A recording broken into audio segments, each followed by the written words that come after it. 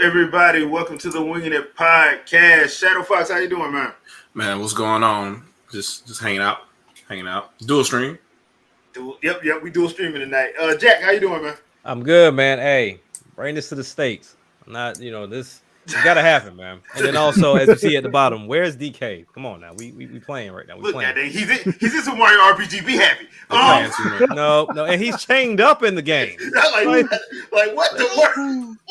Got my man on the psycho ward. Like, come on, man. We're not doing this. We're not gonna keep disrespecting DK like this. All right, Andre, how you doing, man?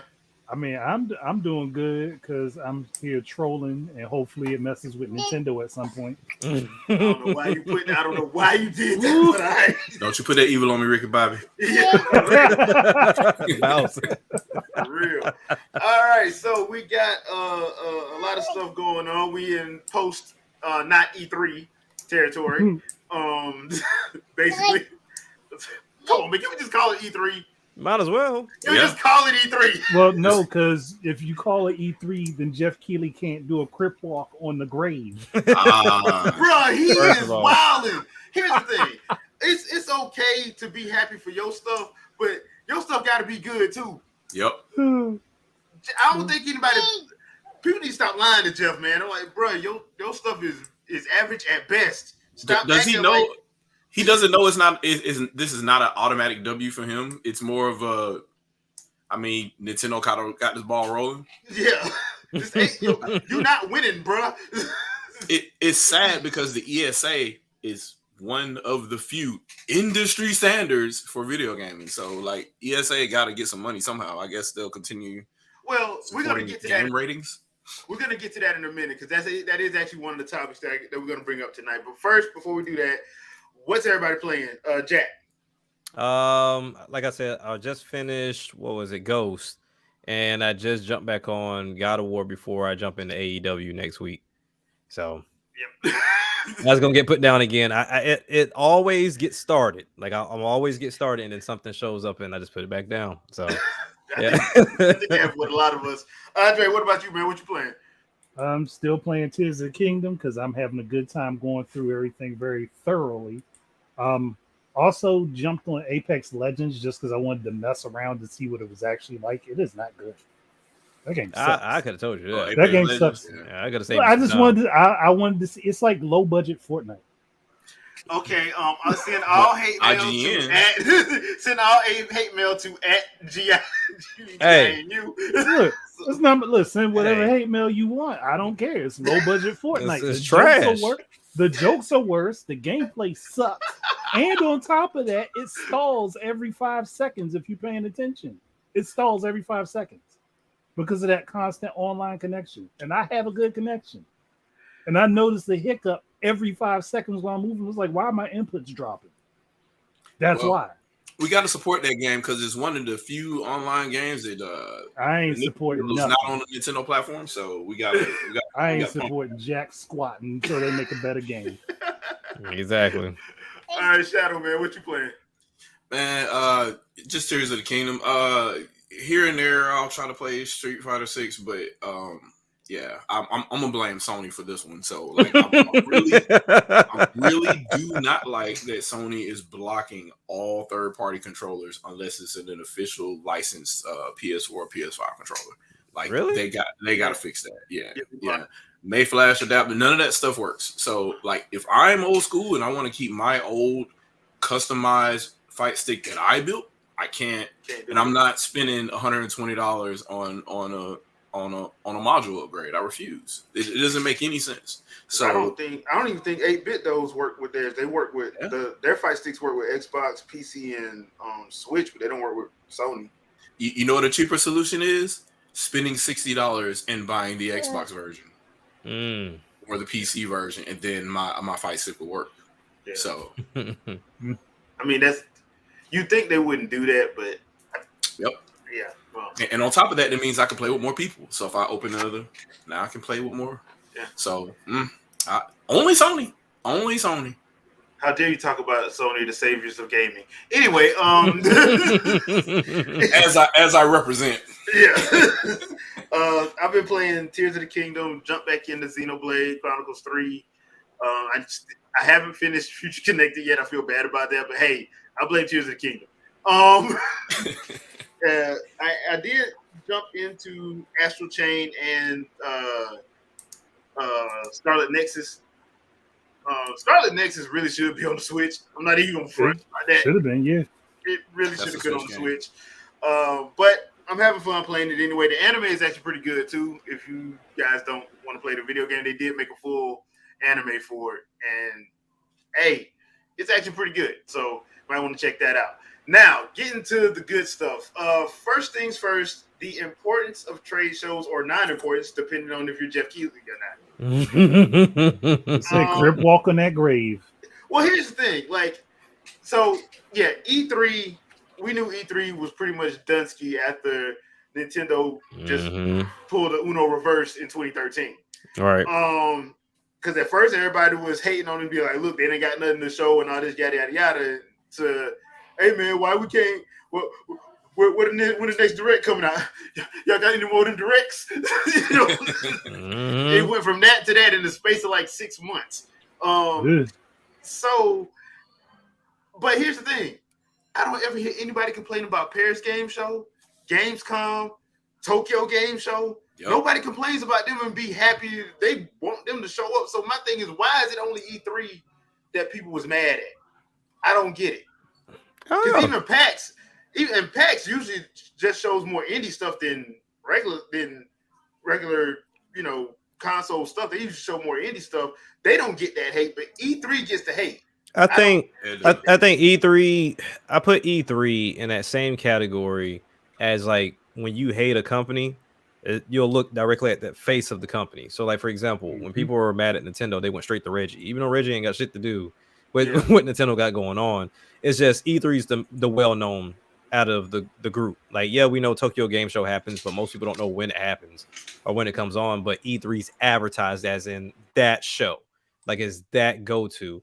So I think that's why it gets the most hate because people know about it. But if people were readily available to watch the Tokyo Game Show or all these other game shows that may have games they like, then yeah, I think they would get the same hate for not showing something that they want. But E3 is just more accessible. Okay. What's your thoughts on Shadow? With E3, it's dead. I mean, it was dead. Let's be fair. It was dead about 5 years ago. Yeah, it was dead then. Yeah. It was just struggling to stay around. They stopped it, they skipped a year, and then restarted it back. Then it became the whole, well, Keeley's going to try to resurrect it kind of situation. And it just became, well, Keeley's show is here, but everybody else is like, nobody's trying to go to this. Nobody's trying to watch these events. That's the big thing too. This was another situation where all of gaming press would get together and they pay to go to these events or whatever to get this quote unquote exclusive footage so that they can go hawk to users as a subscription service for their site. And that doesn't matter anymore because one of the major players just said, we'll just live stream it all to you. And in addition to that, we'll do Nintendo Treehouse or whatever. And you get basically what the press was trying to sell to you. We're giving you all of it for free. And at one point they were like, hey, if you go to Best Buy or you go to Blockbuster back then at the time, hey, we've got demos there. So that was the thing too. It was the year, I forgot what it was, but it was Nintendo and Sony were doing it at the same time. Sony was doing it online, so you could go and play the God of War 3 demo real time. Like as soon as that's smart, like, hey, go download it right now and you can play it. And then Nintendo had like, hey, here's Mario Kart, go straight to Best Buy, whatever, you can play it right here. They were already kind of inching that way, but technology, like streaming technology, hadn't caught up yet. But as soon as the Nintendo Direct started catching fire in 2013, it was already going that way. So, and that was 2009, I think, was the God of War 3 demo. So it was already trying to head that way, and Sony was trying to do their own stuff. They had their own TV shows and stuff that they were trying to do to garner interest. So they were both trying to lead. They knew where this was going. So right. It costs to fly out there. It costs to lease space. It costs to do interviews because you also have to pay for that lease space between all the different the partners and whatnot, and all the different journalist spaces that you're going to. Mm-hmm. And being in 50 million places at one time, and then getting sick after you come back from all of that. So it was just way too much. And you're preparing these vertical slices for demos just for a publisher to for a journalist to come and trash it. Like, what's the point? Like, continue on developing the game that you want to. You keep an internal demo that you're going to pitch to whoever your publisher is going to be anyway, and use that as whatever you're going to get people to want to play or whatever for whatever extended period of time. Right. And somebody just put in my chat, they just said it became nothing but a CGI fest. Legend of Josh, welcome. Yeah, very much. And nobody wanted to see these early because it cost so much to build a vertical slice just for E3. So they're like, well, we'll just do a CGI trailer to get people hyped, to gen up buzz or whatever, so people are talking about our game. And then you start having stuff like, well, what I saw at E3 was nothing like the game when it came out, and and it got bad. It got so bad. Star Wars 1313 was the biggest bust with regards to like vaporware, and then in addition to that, Watch Dogs for sure. Oh, Watch Dogs! Watch Dogs was the worst. Yeah, both times. Remember, it was the first one, and it was the Legion one. Yeah, you got these radical expectations, and then you get in front of the controller, and you either get nothing because the game never showed up, or you get, wow, this still looks like a previous generation game. Like, why am I playing this this PS3 game on my 8th generation platform? So it's just one of those things, man. And I try to say this as much as possible. It's not about the technology. As much as they try to tell you that's what the technology is, it's the time it takes for a studio and staff to get all this stuff together to build a well-funded and well-supported project. If you notice, all the games that build up to and surpass the hype, they have a development list a mile long, or the game has been under development for 6+ years. Right. And now that that's becoming the standard, even for trash games, you can only expect that you're talking about a 10-year game now for something that's going to be worthwhile. Which is wild. Development costs skyrocket as talent and whatnot costs more, and because it is no longer like a group of developers that are really, really smart that are together that are building this game for $60,000 a year. That's not right. What ends up happening now is development talent is cheap because you can go all around the world. So you've got people that are doing this for $20K here, $30K there, but they're only on the project for 4 or 5 months, and then you hand it off to somebody else, and then it's a whole thing. So, and that's the part they don't talk about. So you end up with these games now at E3 and whatnot, and they have these massive, giant, sweeping vertical slices, or they talk about all these things they're going to add to a game after the fact, and they don't come to fruition. So, basically, what you're telling me is when Nintendo started doing Treehouse Direct, they just screwed it up for everybody. Oh yeah, they did. I mean, it was them doing directs in general kind of upset everything, because now you don't run the gaming press to get Nintendo news. Right. And now they also can't massage the industry and then say, well, we don't like dealing with y'all, so we're gonna bad talk y'all for a little bit until you give us the exclusive access that we want. That's no longer a thing anymore. So because Nintendo could just say, okay, well, screw you then. We'll just throw it out here to everybody. You know that bad thing you said about us? We'll just show why you're wrong. We'll just show the stuff. Well, also that Treehouse Live did, like, because that was my favorite part of E3 for like the past 6 years. Treehouse Live, because they just sat you down, showed you the game real time being played while they interview the actual developer. Right. They actually talk about why this works, why they did this, and you would get stuff, and you sit there looking like, and people can get mad all they want to, but those Treehouse Lives were probably the most watched stuff at E3. Oh, of course. Especially like when Switch was coming out, and nobody knew like, okay, how this was going to work, and they were showing how those games were going to work and how they were going to play. And they ate it up. And they were clocking the whole workday, like 8 hours of Nintendo Treehouse. They just there. What was it? 2019. You had Astral Chain, which nobody knew nothing about. Got a full 2-day Treehouse Live event. You had Marvel Ultimate Alliance got a Treehouse event. You had Smash Brothers. Yep. People got mad, but they asked for Smash Brothers to be the full thing, and they did. And they still got mad about it, but they did full Treehouse Live on that. Like, they would just do, and they were getting, like, a lot of these games were getting 30, 40 minutes a pop. They weren't getting, like, 15 minutes and then you go on. No, you were getting a full slice. Yeah. And, like, in Astral Chain's situation, I think that was a full hour. Both days that they went because nobody knew about the game. And then, because people still mad that they didn't see nothing on Bayonetta. And they was like, well, look at this. Yep. Now people are like, we were getting Astral Chain too. Like, bro. Can't win for losing. You hate it until it worked. Yeah. Exactly. Just a note for people in the live chat. All the live chat, well, this is an experimentation, but so far from what I see, all the live chats are crossplay. So whoever is chatting and we both see them in one giant feed here.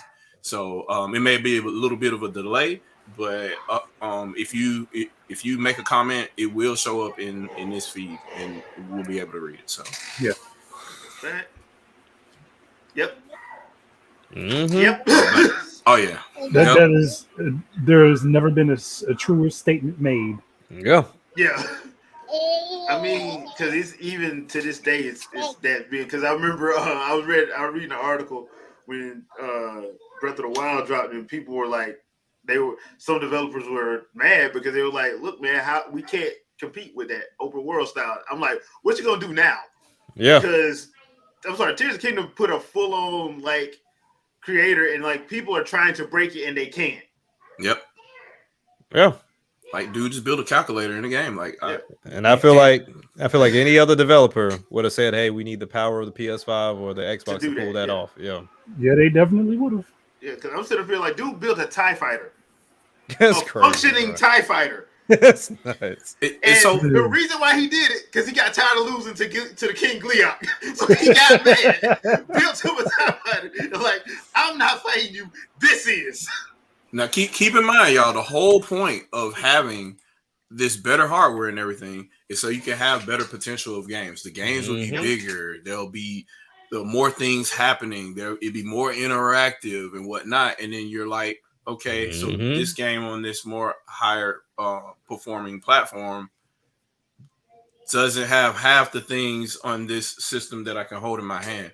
So, and what kills me is you would figure that performance would degrade on certain things. I can go in handheld mode and I use Ultra Hand, and it's still quote unquote slowdown because you're going into effectively what happens is, and this happens in multiple games. So people are like, oh, the Switch can't handle blah blah blah. I'm like, no, go play Tomb Raider, because what's happening is now you're rendering the game twice because you're putting cell shading on top of everything. Right, and that's CPU intensive. There is no GPU shader for this. You have to put this on top of the CPU, and it's going to ask for main memory, and it's going to slow down, right? So, but when you don't notice a difference between the slowdown, whether you have it in your hand using Ultra Hand and when you're playing on the TV screen, you could tell either A, they already built this game with handheld in mind, so it's just going to work the same or better when you play it on the TV screen, or they're just really good at managing this to where whether you're playing on battery or not, you get the same experience. Yep. So that's up here. That has nothing to do with the development tool in front of you. So I just think that there's a lack of that. It definitely with third party companies, but with the other first party in general, if they can even make games in the case of Microsoft, but you're talking about Sony, throw more horsepower at it. Like, I do not want to see a game come out for PS5 where those fans kick in all the way like they do.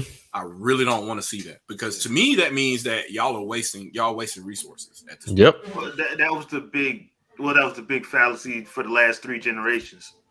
Oh, we need more power to see my vision. Then maybe you need to tone down your ambition a little bit. You can't make it. And I love how people are mad about the whole $70 situation, but I'm like, You want full voice acting, that has to be paid for.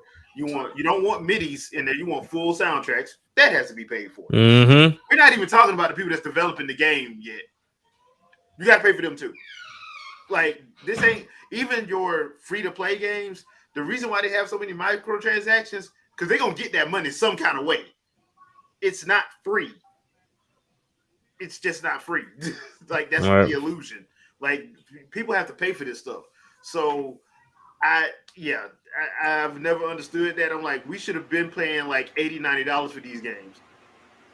But nobody wants to have that conversation.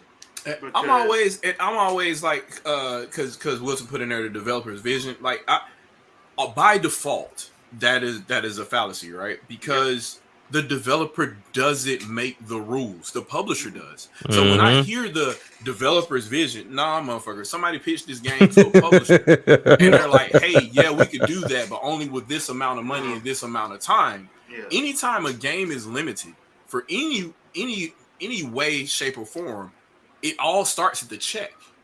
So who paid for what have you, and then go from there. Because if you got a game that, oh my God, well, we either had to throw more clock speed at it because we hadn't figured out how this algorithm works yet, but Sony is a first party Sony game or what have you, that's on Sony for saying, look, you know what, bro, this is gonna have to be 4 years instead of 5. We need that game out like yesterday.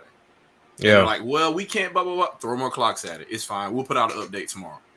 And now all of a sudden, you got a system firmware update to play this game, and why is it screaming at you? Yep. So it's just fun times, right? Yeah. It's you figure that all somebody has to do is look at the same game that's multi-platform and see the same problems on PC.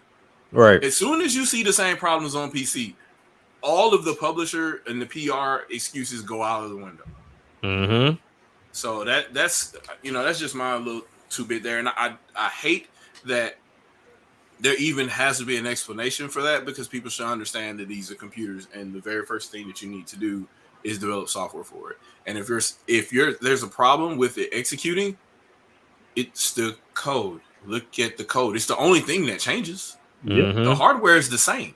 Why would you blame the thing that's fixed? And even if you increase clocks on it, you still have memory leaks elsewhere in the system. So, hey, well, we fixed Ultra Hand. It's fast now, but then when you go into this town, it's slowed down. Like, obviously, it's the way the game was coded. Give them time to patch it or whatever, and then go from there. Or it wasn't built to do this thing in mind, so you overclocking it is not going to fix the problem. It's just going to cover it up. Yeah, which is why I think like that extra year and a half that they had on Tears of the Kingdom was them doing all the stuff with like just tuning it up. Yeah, because like, once again, there are people who are actively trying to break this thing and they can't do it. They are actively trying to, like no, that hasn't been done yet. But I've been seeing like some cool stuff that I've been wanting to try. So I am gonna build a Lionel Cage and put them in there and watch them die. I'm going to do that because I think that's hilarious. Generally speaking, right? If you could think about it as an idea, 9 times out of 10 it works. You can do it, yeah. And which to me is amazing. Like, that has nothing to do with the power of the Switch. That has everything to do with no matter what platform this game would have came on, Nintendo knocked it out the fucking park in software. Yep. Well, I mean, and RJ, you have a very good point. And I've been saying this ever since I found out how much Darksiders 1 and 2 cost and how much Destiny cost. Those games should not cost that much. Right. They just shouldn't. But Epic is free now. It's over 20 years old. Yeah.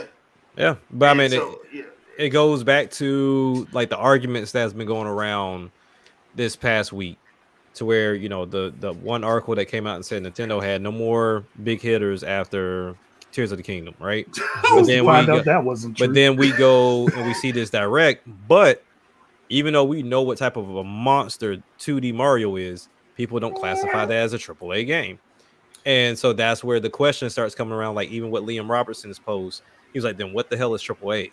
And then what is impact? Because if we're talking about impact on the game, I can show, like, we can see there were a lot of people that watched like Smash Bros videos just because they like the videos. They just like the presentation. They like characters being presented for the first time. Like, oh, okay, Sora came. They don't play the game. They just like the video.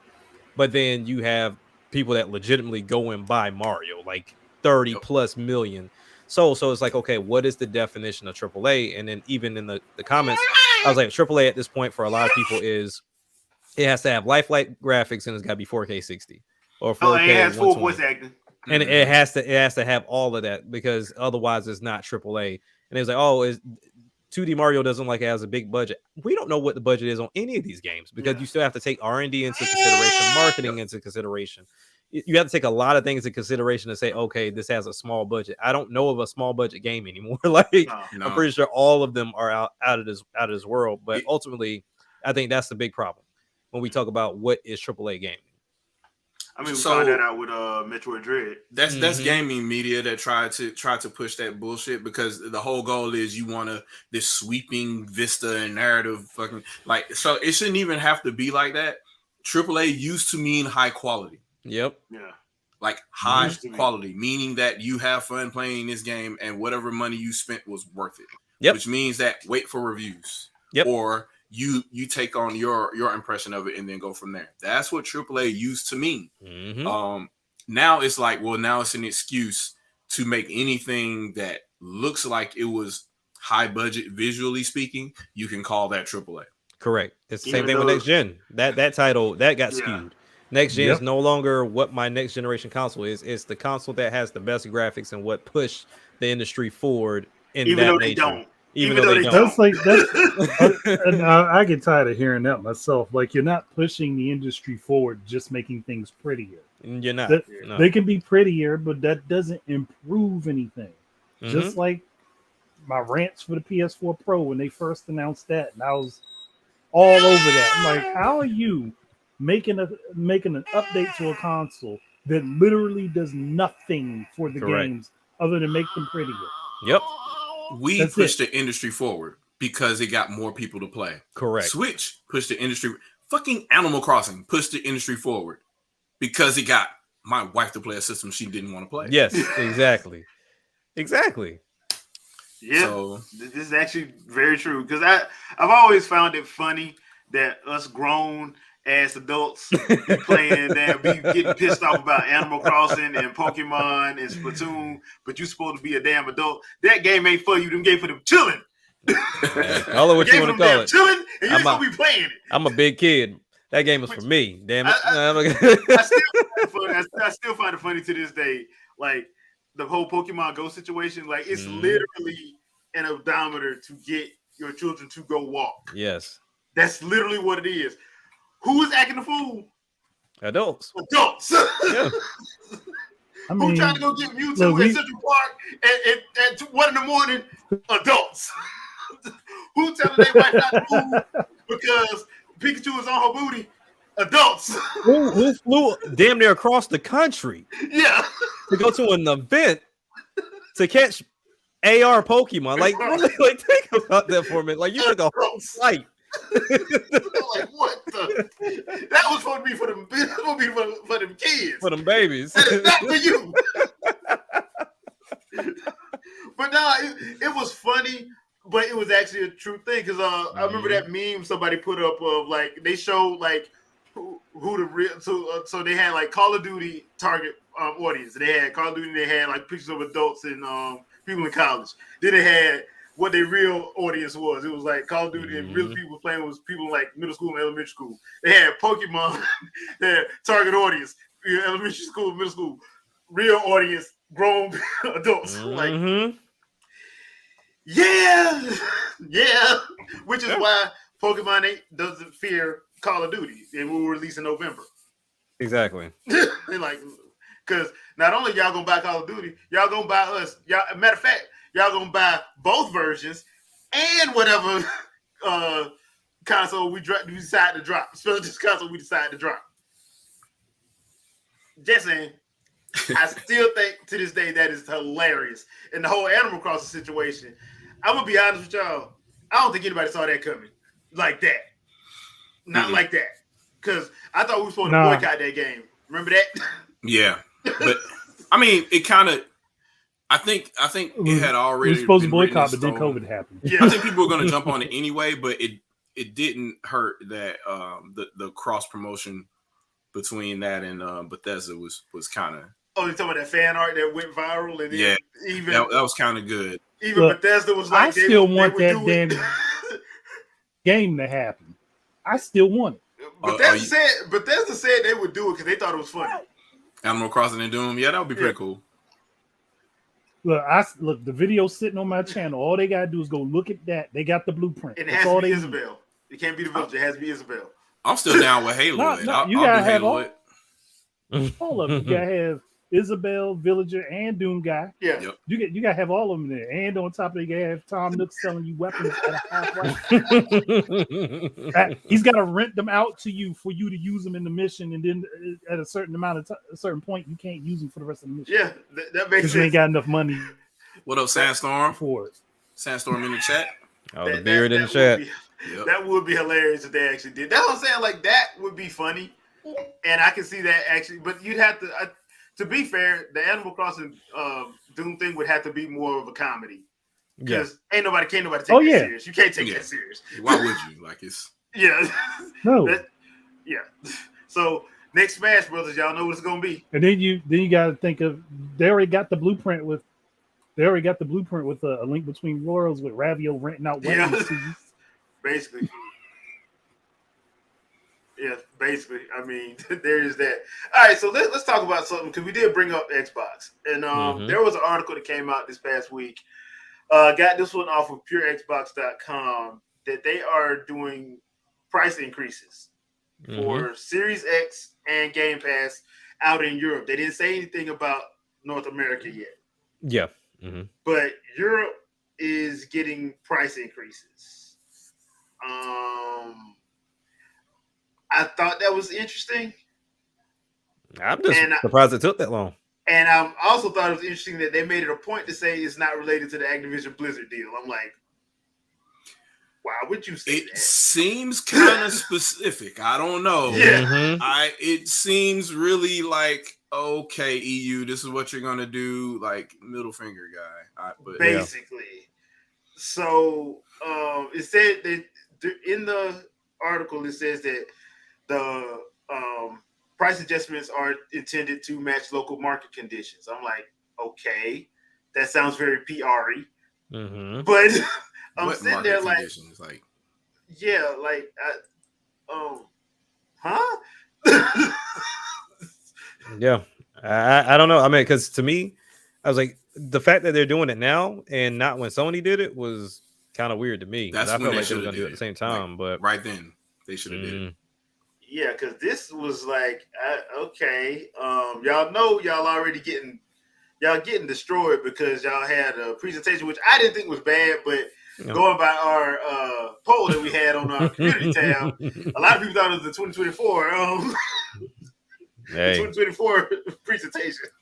I think Microsoft kind of had a chance to beat Sony at the punch too.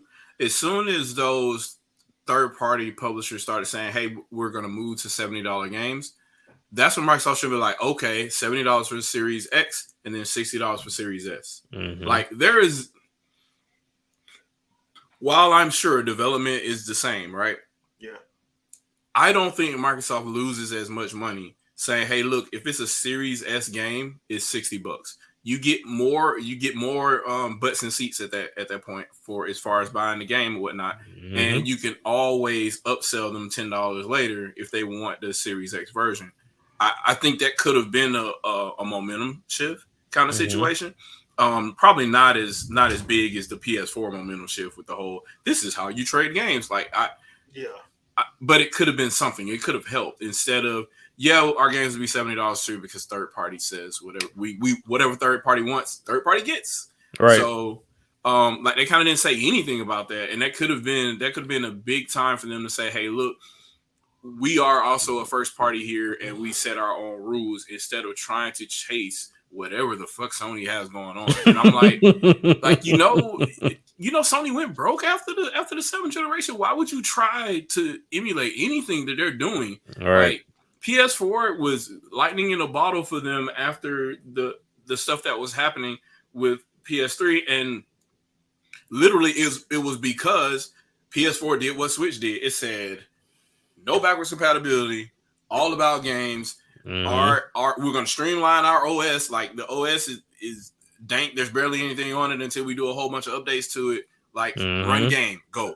And that was it for a very long time until all those updates started coming out a couple of years after the fact.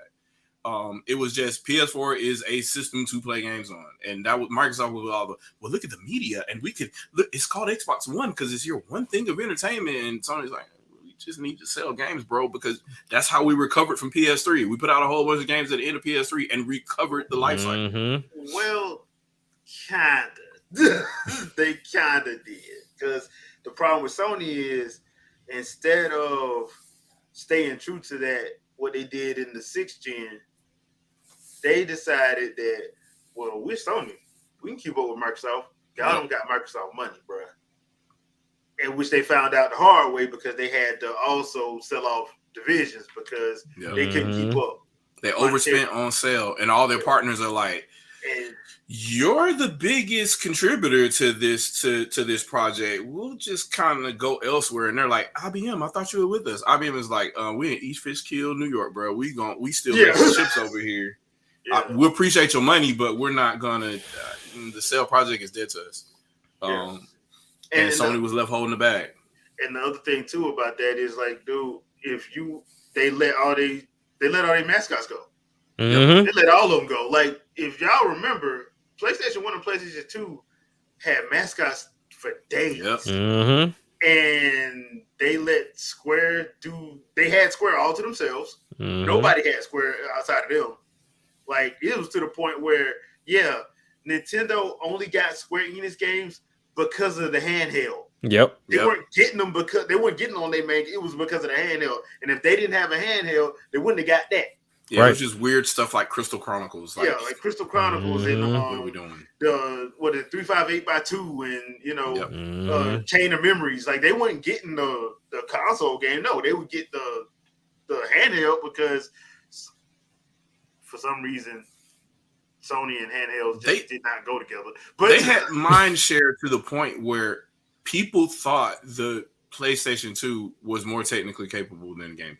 And it was not.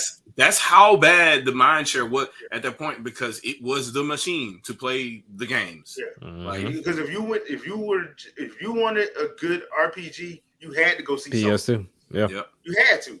Like, Nintendo had some good ones. They had Tales of Symphonia, the better version, even though it wasn't the complete version. I still got to Kaitos and all that. Batten Kaitos. They had Skyward, the best version of Skies of Arcadia. Lost Kingdoms. I got to plug them from software. Lost Kingdoms. I mean, like, they had good RPGs. It was just when you thought of RPGs, that list on PlayStation 2 blew everything else out the water.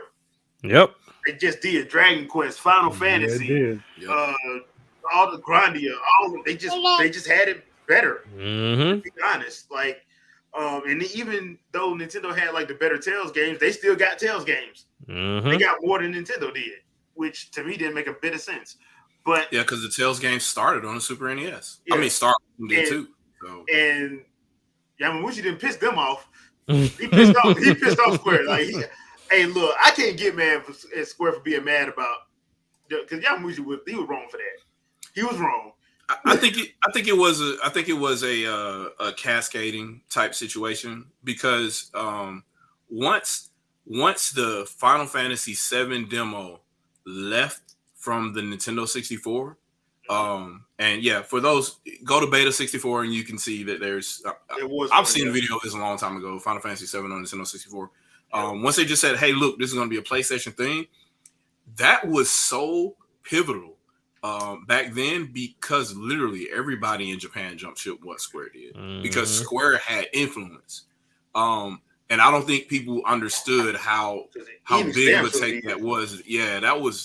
That changed a lot. Like, Sony might not be where they are right now had that not happened, because say what you will about EA, I don't think them having Madden would have gotten, because everybody had Madden then anyway. I don't think that would have gotten them out of there. I don't think GTA would have saved Sony as much as Final Fantasy VII did. Right. That was so critical then. Just 7 that. and 8, 7, 8, and 9. Yes, because GTA 3 was still unknown. Like we didn't know what that was going to be. Like GTA 1 and 2 were okay, but GTA 3 was his first time in 3D. Like nobody really trusted what 3D was then at the time. So it was still kind of a big gamble for them on PS2.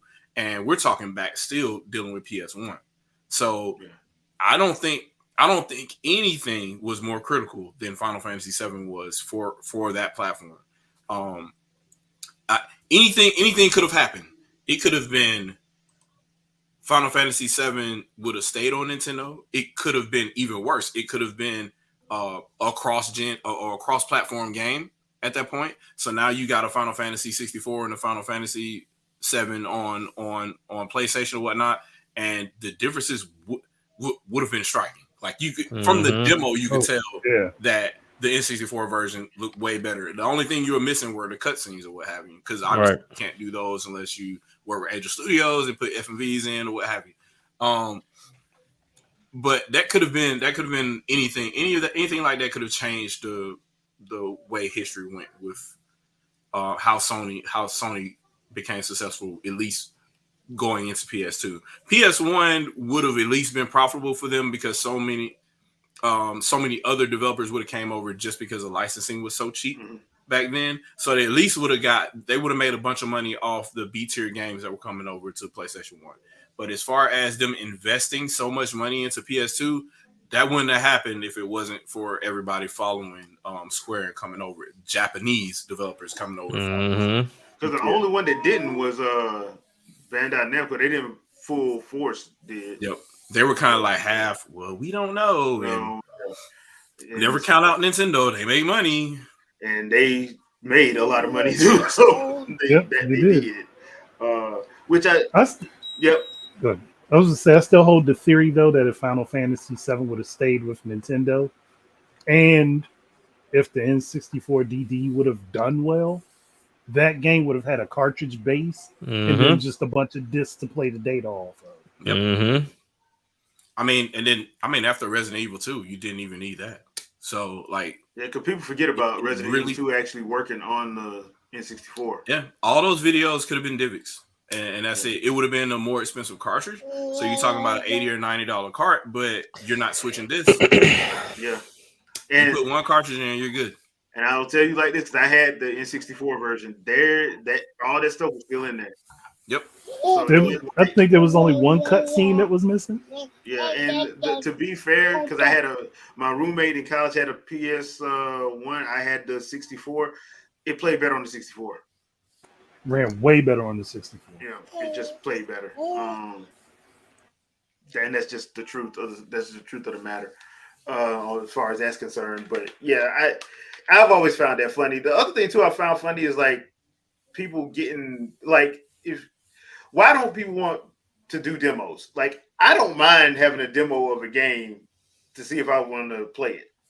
Yeah, I mean, like I said, even the most simple games have demos. I think that was the only thing that Ouya got right. It was like, hey, if you bring a game here, you got to have a demo. Yep. I don't know what type of resources comes along with that, or if it just takes extra time. Honestly, I don't know, that side of the coin, but it's a separate project. It almost is a separate project. So that was back what they were doing for E3 anyway. So. Right, exactly. So I mean, at that point, wouldn't you make a demo anyway, though? I mean, you would, but for a demo for a retail game, it's almost like is choose your own adventure at that point, because you can release the demo whenever you want to versus E3 is every year in June and you got to have it by that time. There's no crunch. So you could just say, hey, look, this is our new game. We'll have a demo out in a couple of months or whatever. And then people just look forward to whenever that demo comes out. And then you make sure you're on the front of whatever storefront of whatever platform you're talking about, say, hey, this demo is available, and people go check it out. And then you make a YouTube video to say, hey, it's also available. Go here to check it out. Versus E3, you're crowded. It's crowded because there's so many demos dropping at one time. They're all being played by press all at one time, and you don't get as many eyes as you would if you had a single date and social media. So would you say like, I know there are demos that still come out, but would you say social media is kind of the reason why there are not that many, considering the fact that I could either A, put it on my own channel to show you the game, or either B, I can give it to some content creator and play it and you'll listen to him or her and pick it up anyway?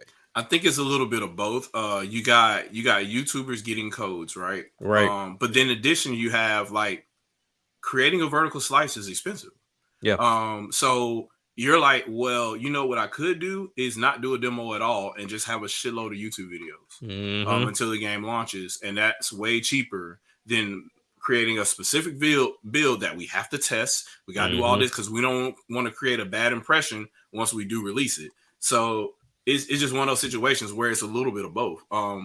I think it will only be effective for an untested new game, to be honest with you. If it's something in the same series, you're talking about a sequel or something that effect, I wouldn't do it.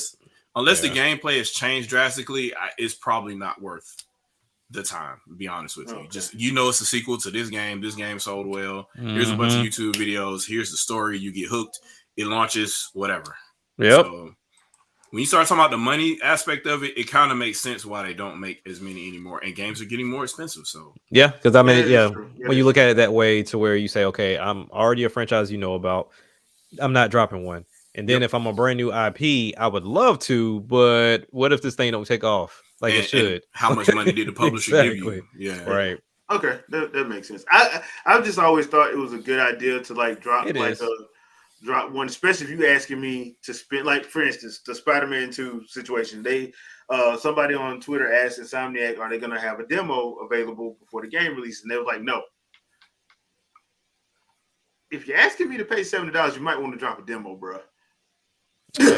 Game Pass, Yeah. If it go there, that's the new demo. Yeah, but they were saying, like, when I had Game Pass, that's what I was telling people. I'm like, look, if I had enough time, I would get my Game Pass. But I just, with work, I don't have enough time, so it's not right. It's not worth it for me. It's not worth it for me. But once everything gets settled at work, I'm probably gonna jump back on it, because that was my rental service. I'm just being honest. That was my rental service. I'm like, pretty much. I know this game coming here. I can play it here. Now, their game stayed on Game Pass, but third parties didn't. You had a limited time, and if you wanted to buy it, they give you a discount. Cool. I don't care. I'm just gonna try it out. There's so many games that I'm glad was on Game Pass, because otherwise the game shall not be named that we all played. You'd have lost some money and been mad. I would have been mad, because some of these people, like, there's certain studios, I'm like, I still bought that game. Bruh. Yeah, y'all would have to give me my money back. But and I think if you were being honest with people, if you asked them that have Game Pass, if they were being honest, they'd tell you, like, I use it as a rental service, because I don't buy half them games in there because half of them suck, and the ones I do, I'll buy. So there we go for that situation. But yeah, looks like we got a question. Yep. Asakatano, what type of specs do you expect the Switch 2 to have other than PS4 teraflop count? I'm talking about CPU, RAM, motherboard. What are your thoughts on the ROG Alley? My thoughts on the ROG Alley is cool. Yeah, I'm about to say, I can give you the dumbed down version. I know Shadow can do what you're asking for, but in regards to the dumbed down version, the Rogue, I think it is pretty cool. I've been watching a lot of videos between that and the Steam Deck, and it seems like until Windows figures this whole thing out with handheld, that's when it'll start getting a little bit better, which apparently they're working on something. But ultimately, I mean, the Steam Deck seems like the best ease of use when it comes down to, hey, just turn this thing on and play it. Now, granted, with the Rogue, I saw you can do Game Pass and all that good stuff, but it takes some work. Like, it takes some work. But as far as like Switch 2 is concerned, I mean, like I said, Shadow can talk about the flops and all the other good stuff, but I think it'll just be good enough to where they don't spend a whole bunch of money.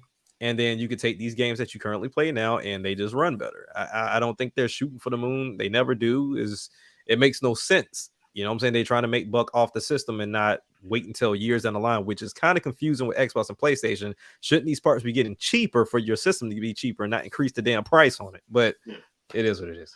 Well, my only thing, because I saw the whole ROG Alley presentation, my same issues, the same issue I had with Steam Deck, that battery. Y'all want all this stuff, and you don't understand that that's gonna eat your battery. Hey, but you see how people compromise it. I've seen people with these nasty battery packs on the back of them big ass handhelds. I'm like, bro, you literally walk around with a console in your hand, just like, yo, chill. Like, deal with that. But I mean, if you game on PC, I mean, hey, Steam Deck or Rogue Alley, that hey, go for it. I mean, I don't game on PC like that, so those were never going to be appetizing to me. To be fair, to be honest, but because I'm fine with my Switch, and because most of the games I play are console based anyway, they're not. Not on my PC like that. As far as appeal, I think the Rogue Alley got some things that's appealing about it. But like Jack said, it's going to take some work for that Windows stuff to work. But I will give them a shout out because they did do a very good job explaining themselves. They did a very good job of explaining themselves. As far as Switch 2 is concerned, just going by Nintendo's business model, they're not going to do anything that's going to make you spend $700. No, they're not going to do that. They're going to do what they're still going to do how Iwata basically broke it down at GDC 2005. Games. Yep. We are a game company. We ain't trying to keep up with Microsoft on. They tried that one time. One time they tried that and people got mad because they made the excuse that it's because of the mini disc. Yeah. And they literally made that disc smaller because they wanted to decrease seat time. But I was in college during those days. I knew people who were walking around, hey dog, I got the new Dreamcast. The new Dreamcast games, dog. Got them PlayStation 2 games, bro. Got them PlayStation 1 games, dog. Like, they were not finna have it. You couldn't do that with the GameCube. You just couldn't. Nah, it was very hard to do it back then. Not do that. I mean, today it's still hard to you still have to to write games. You need you need a copy of the player yourself to be able to write games. And you have to modify the entire motherboard to be able to read blank disc. To the point where for people to copy games, they had an Ethernet cable running from the GameCube while it was running a game to copy everything over into. Half time that didn't work. Half time that didn't even work. So it was easier to do that on Dreamcast, PlayStation 1, and PlayStation 2. It was hard to do it on OG Xbox and GameCube. So like I said, I was on Yard when people would do that because that's how a lot of people made side money. Yep. It was music and PlayStation 1, PlayStation 2, and Dreamcast games. That's how people made their side cash from 98 to 2002. The hustle. Yeah, the hustle was real. So that's the last time they played the Power game. And then after that, and like I said, Iwata made that keynote speech in 2005 and basically said, look, if you try to do that, it's not sustainable. No. And people were saying then that he should have been removed as CEO. I'm like, no, he shouldn't. He know what he's talking about. But he was killing the status quo, and they didn't like that. So they didn't started spinning talk around. And then the whole thing with the Wii U. And I'll tell anybody in 2011, you watch that 2011 E3 press conference, you will see EA, Ubisoft, Activision, and who was the head of the other big one? It was head of somebody else. Come on stage and be like, they love what the Wii U is. 2012. They acted like they was all, this is garbage, this is everything. At that point, I realized, and when I saw the look in the Iwata's eye, I'm like, he finna change the game on everybody. 2013, started doing directs. 2014, they destroyed E3 with that when they teamed up with Robot Chicken for that direct presentation. And then they dropped Treehouse Live. It was a wrap after that. It was done. Like Iwata said, he said, "Hey, we hear rumors, and we're getting this this misconception from people that that the Wii U is not a high performance console, so we have to show them with the games." And they're just like, Bayonetta 2 demo, take a look. Like, all the things you think that it can't do because of some numbers that you saw about a CPU that people don't understand. Let us show you why that doesn't matter. And then you had IGN, you had game trailers, which Jeff Keighley was over, and they ain't get no more. Rev 3, Adam Sessler was there, ain't here no more. The original THQ, Jason Rubin, he was the CEO of that. It ain't here no more. Because all these people, Electric Playground, all of them, I'm like, and IGN was notorious for it because they was trying to push the narrative of Nintendo needs to go third party because they losing money. I'm like, Nintendo at the time only had one flop console that was Virtual Boy. Still Everything to this day, Wii U made money. Yeah, everything else has made them money, and Wii U was a profit because all they had to do was sell one Wii U and one game. They made a profit. So that was just ridiculous. So you had gaming media, especially Western gaming media, try to murder them, and it didn't work. So not only did it backfire on them big time, they changed the game to where now even Sony and Microsoft are doing their own presentations, not going to them.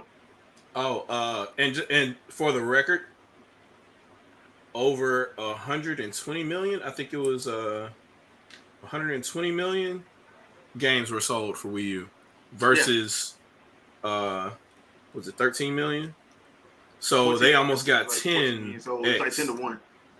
Yeah, so basically, like for Wii U to be profitable, they needed to sell 13 million software units, right? Because 13 million consoles sold, and they sold almost 10 times that.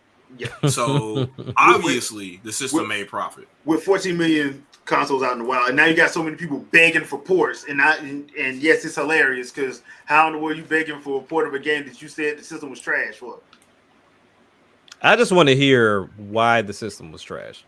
I get it. Everybody's entitled to their opinion. I just want to hear why they thought it was trash. I can tell you exactly with why. Their own words, not something they regurgitated from somebody else. That's all I want to hear because I don't think I've ever heard a reason as into why the Wii U sucked. Because we've seen from generation to generation, people get caught in the console wars, and then when that generation is over, they'll go back and give the console its praise. It's like we got to hold the flag until the war is over with, as if the shit's not going to reset. But ultimately, then we'll go back and give it praise like they did the Dreamcast. But I just want to legitimately hear why you thought the Wii U was bad. They're not going to do that. You just want to hear everybody else's talking points, like the gamepad being too bulky. Which that wasn't true. The games don't run as well, even though we know that wasn't true. Yep. It was bulky, but Steam Deck is bulkier.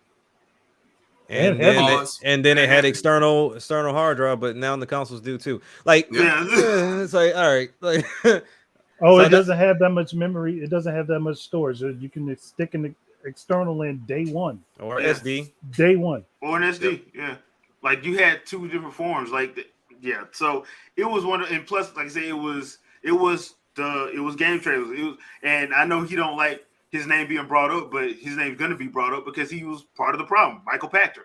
Yep. He's part of the problem. He's always the problem. Why do people listen to him? His predictions are trash. He was never right. Here's what I don't understand. He's a Wedbush securities analyst. That is a massive damn conflict of interest. Well, that is a massive conflict of interest. But are you confused with his takes then? If he's backed by Wall Street? No, I'm not confused with his takes at all. No, especially after hearing this stuff coming out in this Activision situation with Microsoft and Sony, where you got people don't even know what the freaking Switch is. They try to pretend like they don't know what Switch is. Like, bro, your grandchildren got 5 of them. Be quiet. Sorry, booting up a dead system. Oh wait, it booted instantly. Sorry. Yeah, I just pressed the button and I see the menu. Like the crazy part about it, right? So me and my kids have been watching videos here and there, like random stuff, speed runs, and these content creators that do like the different games. So like this one guy, he'll do all the 2Ks from the very first 2K up until now. And so my son was like, "Dad, how in the world did he download the games that fast?" I was like, "Son, we didn't always have to do that. Like we put the game in there and just play it back then. You didn't have to download shit. You just put the disc in there and call it a day." Sometimes you had to blow on it. Oh yeah, for sure. And then the disc, you had to wipe it down a little bit, even though I didn't know until now. You weren't supposed to do that. You weren't supposed to use like alcohol in your shirt, but got the job done. Hey, it worked. It was really just the act of you taking the cartridge out and putting it back into the zip connector that really did everything. It wasn't you blowing it at all. And my grandfather said alcohol for everything. Look, there's a bunch of people used to kiss their cartridges. Yeah. Bro. Yo, like press right to it. Our household had the same method for both PlayStation disc and also cartridges.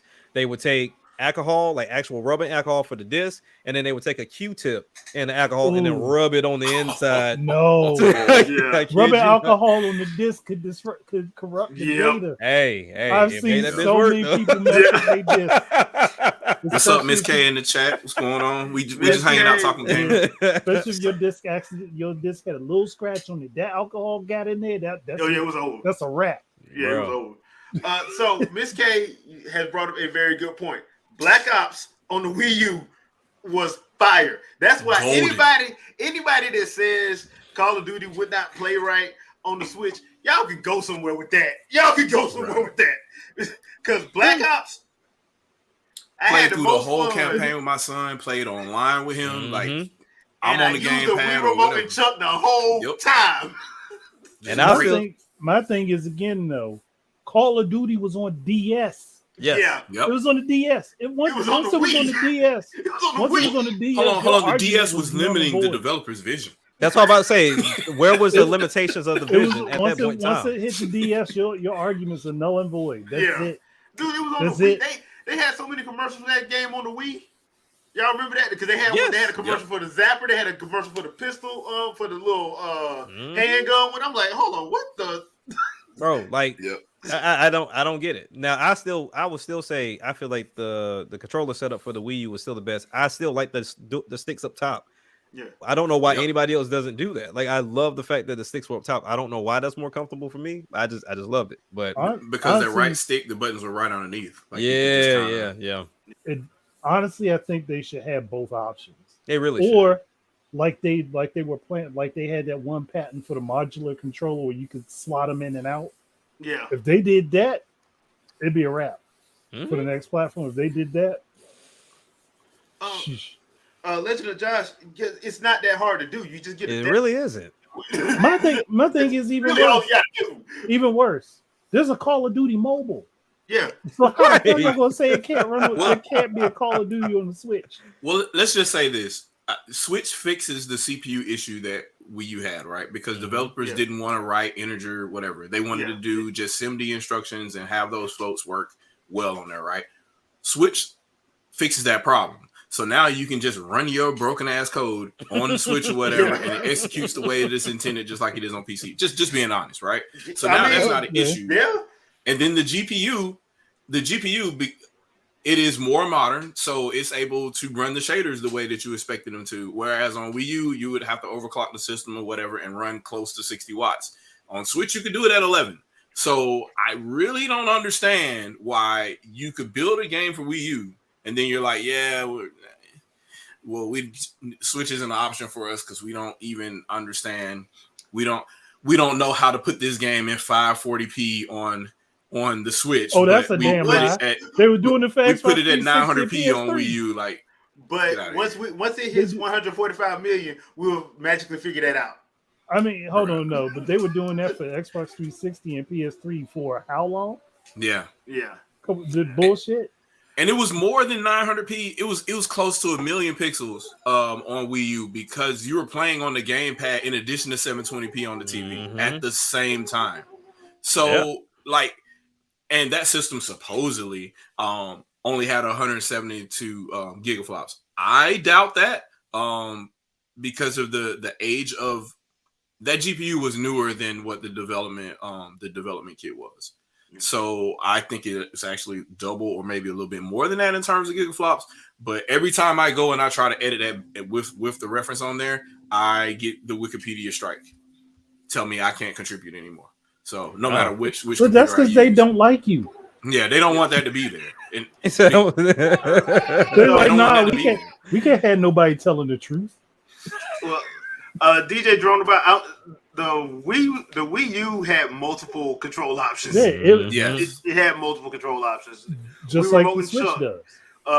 You had Wii Remote and Chuck, Classic Controller Pro. You can use the gamepad. You can use Pro Controller. It had multiple GameCube controllers. Yeah, GameCube controllers. It had multiple. The vast majority of Wii games as well. Wii and Wii U games were multiple. They had multiple control layouts. Yeah, because even like the Classic Controller, I love that thing. If you can find them, Yeah. If you can find them, because a lot of them have been scrubbed, go back to YouTube circa 2010 to 2012 and just listen to. You ain't gonna find it on IGN. IGN scrub their whole thing. Listen to game journalists talk about Nintendo in general. Just listen. It's the cringiest shit, and you're just like, wait, what? None of that's true. Why are they saying that? Unfortunately, in today's age, what is repeated the most is what the new truth is. Mm-hmm. So as long as you continue saying bullshit, people will say bullshit. I had a long discussion with somebody on Twitter not too long ago this week, and I'm just like, bro, why do you keep saying this? Where are you getting this from? He's like, well, it's here. You think that Giant Bomb is lying? And I'm like, yep. And I go and I look and I'm like, he can't be talking about this. Of course, I had the source pulled up the entire time because I'm asking him what the fuck he's talking about. And I'm like, that's very specific what he said. So it's real easy to Google the exact thing, the exact quote, and you get the exact result from where he pulled it from. And I'm like, you pulled it from the Giant Bomb Wikipedia page. There's no sources listed on there at all. And he's like, "Would Giant Bomb lie? Is this an article from Giant Bomb or is this their Wikipedia page?" Well, first of all, Giant Bomb would lie because of course they would. A person, so people have agendas. They will lie. Yeah. But this individual was trying to say the developer Treyarch was saying everything then at the time, and I'm like, and the whole time, I got hidden in my in my chamber. I got a pistol loaded. So in the chamber, I'm over here. I got an entire interview with Treyarch talking about Wii and what they did and how they made everything, and the engine was not modified. They translated the entire engine to Wii, so it would be same. So when they built the new Call of Duty game, it worked on Wii and it worked on 360.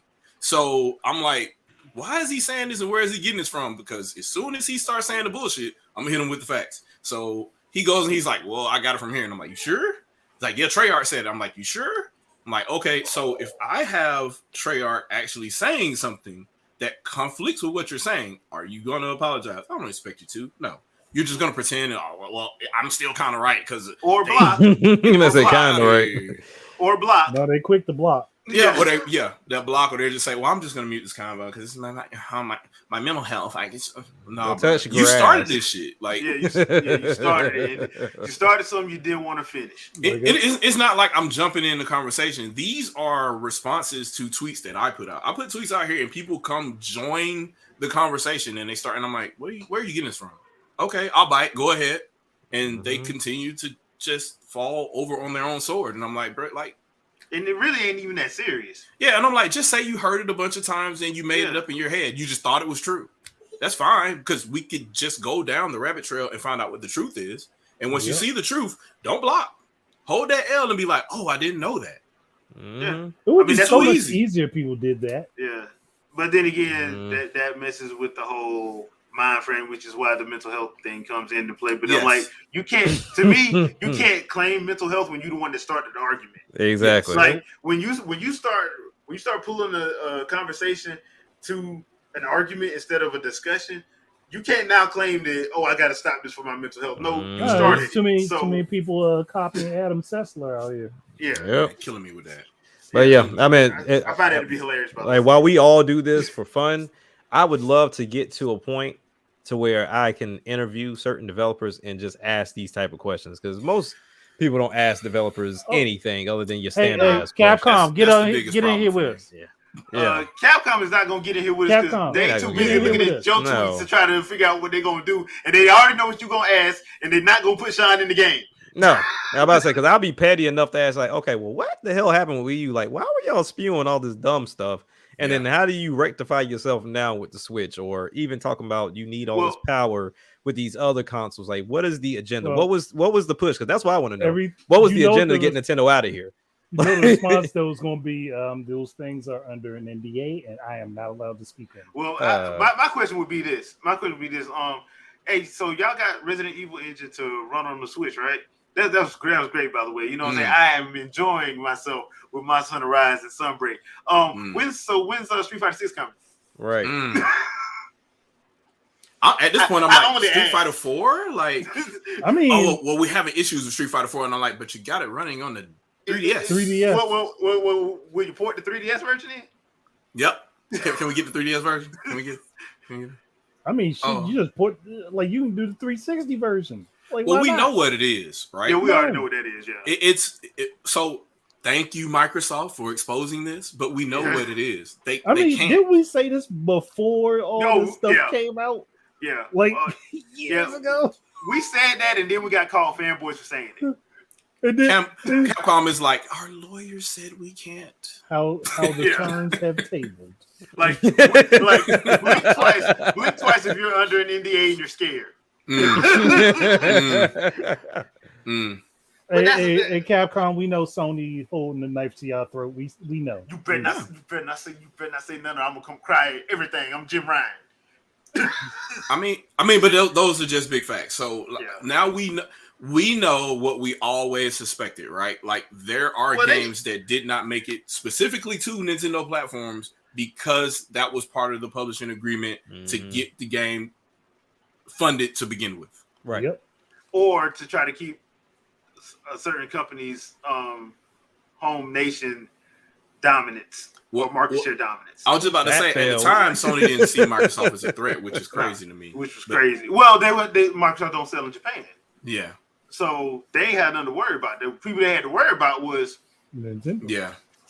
They had to worry about Wonder Swan. Like, yeah. But the funny thing about that whole situation is, and I still find this to be funny about this whole Microsoft and Sony Activision thing, is the fact that all of their dirt is coming out and they don't realize they need to shut the hell up. They're very quickly. Oh, one thing I want to say on that, for everybody who's paying attention and y'all see the quotes, in legal proceedings, you will hear some ridiculous sounding shit because of the legalese and how it has to be presented. It may not make sense to you just going off of normal vernacular, but that's how the legal system works, which is stupid, but that's how it works. Also, most lawyers and judges aren't gamers, so you're going to hear a lot of fucked up shit. We got the FTC saying, the FTC telling on themselves. I'm like, bro, the Nintendo Switch isn't a competitor. It's outselling everything. Yep, you're right. You're right. It's not a competitor because they aren't competitors either. I guess it's not a competitor because it didn't already beat everybody and taking their lunch money. At this point, they just bullying people. I mean, they debo and everything like Fangirl. First of all, poor J-Dub. I don't know what else to say. Poor J-Dub. Like he just first of all, man, if we can only take a small time out just to reminisce over the most impressive love song of 2023, Peaches. Great love song. The greatest love song of all times. You already know. Greatest love song. But yeah, and on that, my Sony water. And on that note, so we had a Nintendo Direct this past week, and we did do a live reaction. So if you haven't had a chance to, please check it out. It's on the channel. But y'all know people are kind of upset. I know. Yeah, I see it a lot. Yeah. Y'all mad about Super Mario RPG getting a remake? I'm telling you, that was the weirdest shit. You heard for years everybody begging for this game to come out. That and Chrono Trigger. I'll play the devil's advocate with this situation. I'll play the devil's advocate because it's the same thing. There is no devil's advocate. There is because it was the same thing I said about Final Fantasy VII. These games get so critically acclaimed that if you bring them back, there's going to be enough people to say, nope, this game is not good. And then it's going to lose whatever status it had because it can't match it. Because it's in their mind. It's in their mind because it's just like Half-Life 3. It will never reach what people think it would be. Yeah. And it's the same thing with Chrono Trigger because it's still dubbed as one of the best RPGs ever. And let it get remade and let the new modern gamers touch him. Like, yo, what the fuck were y'all playing? Yeah, it's a wrap. Like that's like it's a wrap from there. Yeah. Like, which is crazy to me because even replaying those, they're still great. Here's the thing, though. The new modern gamers are emulating everything, so they don't got a damn excuse. they ain't got an excuse. According to them, they don't have an excuse. They don't. They have no excuse because they are emulating it. So if you get this game remade and the stylistically is the same, it just looks better. Yep. then they have nothing to complain about. I'm trying Final to tell you. Fantasy VII, I understand why people complain because the style not of the the same game game. completely Yeah. changed. Yeah. And It's then not the they same thing. made story changes. They made straight up story Yeah, changes. they So, changed a lot with Final Fantasy. If Yeah. Super Mario RPG stays the same with the story and everything, they just add to it. I mean, you're getting Gino. Why y'all Yeah, they're complaining? finally getting Gino You're back. finally getting Gino. But here's the thing. I enjoyed the direct. I thought it was actually pretty good. You know, it's one of those situations where I wasn't expecting them to do it that fast. I thought they was going to wait till probably like August or September to do it. But they went on and did it, and I'm not even mad about it. I'm actually, hey, this actually works. But the people getting mad at one, Super Mario RPG, and two, Mario Wonder. Man, I'm like, what in the world am I in Bizarro land? yes, It's all because like it's crazy. It's like a catch-22, right? They complained and bitched about not knowing anything about Metroid. So then Nintendo drops the trailer, and it's just the title. Now we haven't heard anything else about it, and they're complaining again, as into like, well, why did you say announce it in the first place if you weren't going to show anything or if the game wasn't ready? Because of you. Like, you're the reason why they showed it. So now every direct that doesn't have this game that most people don't even care about is going to be dubbed as a failure. Yeah, and that's the one thing. That's the other thing, because on the Metroid front, I'm like, until Dread exposed a lot of people. Y'all didn't play this damn series. Clearly. Y'all didn't. No. And then when Metroid Prime Remastered dropped, I was expecting that thing to sell like 38 million. The way people was talking. We're gonna never sell that much. Not All even right, close. then, like, so, like, what? Who? You don't shoot walls in Metroid? Like, Yeah. Hey, David Jaffe, the Lord Jesus, David,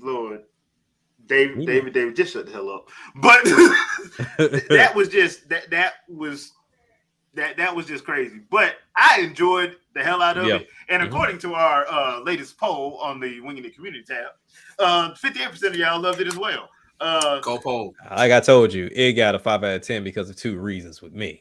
Yeah, Yeah. well, that's It is. because of DK getting his ass whooped. And this only being David Jaffe room. That means Center X.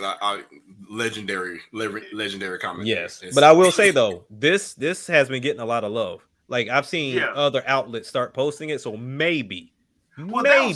But see, Nintendo's notorious for doing that. They'll show like 2 or 3 other games in that doggone Japan Direct that don't be in the English one, and then miraculously they just show up. They shadow dropped.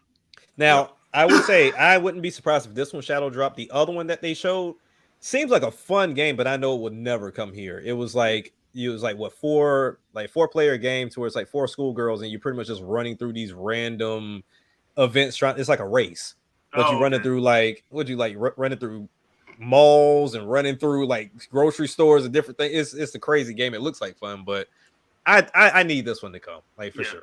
Goemon should have never went nowhere. But Ray, I'm on the same boat. Prime 4 is gonna be a cross gen. That and whatever 3D Super Mario title coming next is gonna be cross gen. That's what I wanted to talk about there. But actually, like we were both on the same thought process then, because I'm thinking because of Ubisoft slip up. It's going to be one of those things where they release it for the Switch, but it's going to have on the packaging enhancements for this platform, for the next platform, because we're basically being told it's already backwards compatible.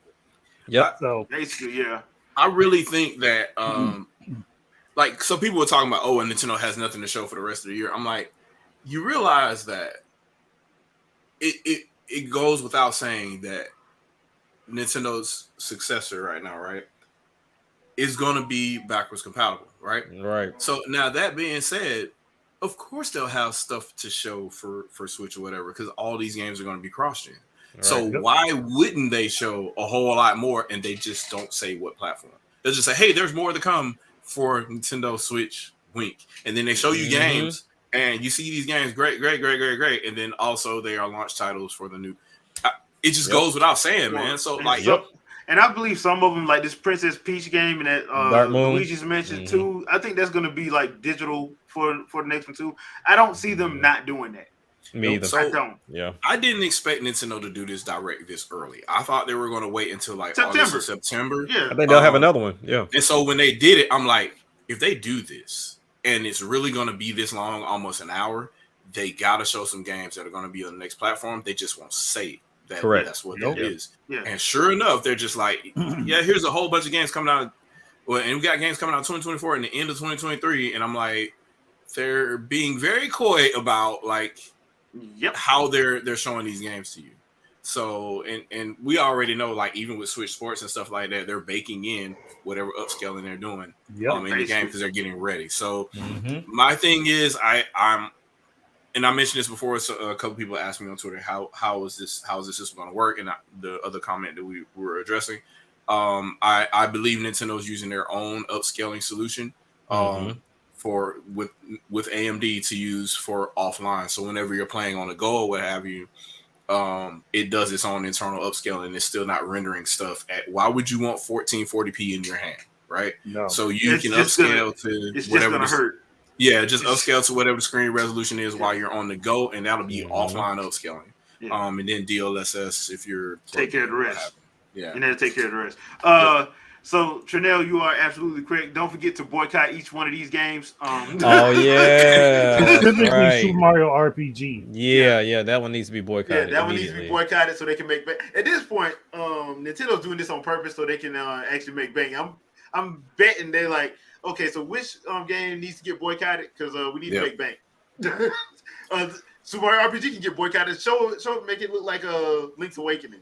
My only problem with the way this is going is now I think for everything for the rest of the calendar year for Nintendo Switch, and probably even while the Switch successor is out, all those physical releases are going to be delayed.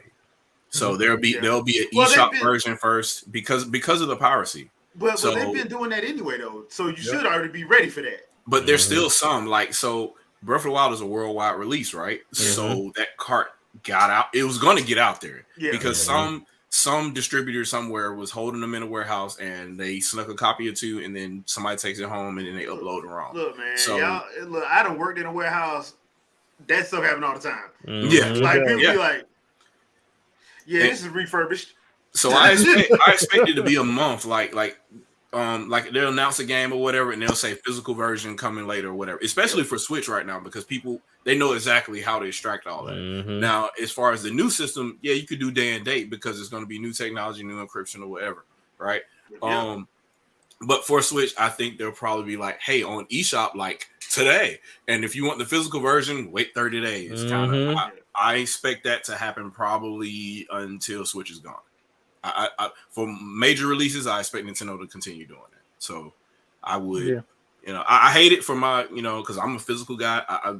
I like having something to sit on my shelf to represent what I spent money for. But unfortunately, people like me, we got to pay for idiots out here. At this point, to be honest, with a lot of how some of the size of these games. A lot of these games ain't coming on the physical media anyway, so you in the same boat. That's what I keep telling. I'm like, I get it. I would love to be back to the day where it was like fully physical, but y'all complaining about $70. You're not gonna pay for them to put Call of Duty. Just as an example, the latest Call of Duty is 285 gigs. For them to get a proprietary Blu-ray or 4K disc to put that game on, you're gonna pay for it, and you're not willing to pay for it. You're not. You're not gonna want to pay for it because number one is gonna be proprietary, which means Sony and Microsoft are gonna make their own proprietary disc. You have to pay them for that.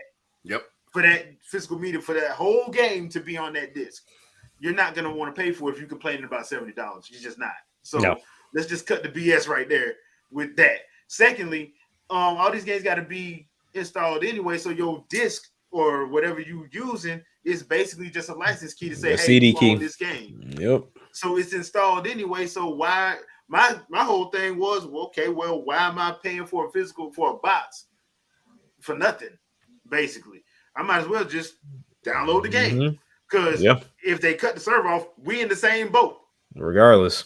So unless you buy indie stuff, I don't see why to be fair, I don't understand why people are clamoring for physical, especially with games like your Call of Duties, your Destinies that are like ridiculously large, like or even now with this Metal Gear collection, yeah. so where they only got what two games, gigs, yeah. 2 gigs on there, and then the rest is digital. I think it's like 2 of the games are on there.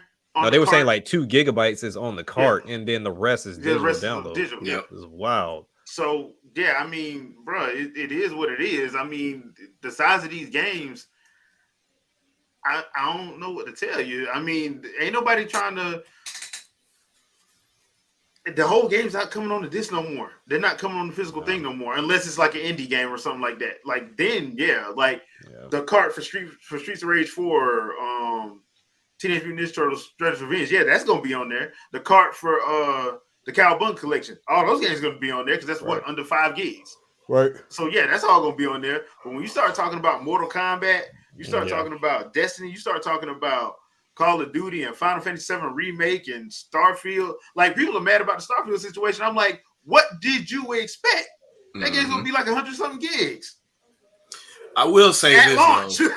I'm gonna say this though. I'm increasingly upset with these publishers because even when you're talking about Starfield, right? That's a Microsoft product. Yep. So they have the money. Yep. I'm more upset about these Switch publishers because this is not that expensive. Like the whole Metal Gear situation. Yeah, that's not. You're talking about Konami and their biggest freaking franchise.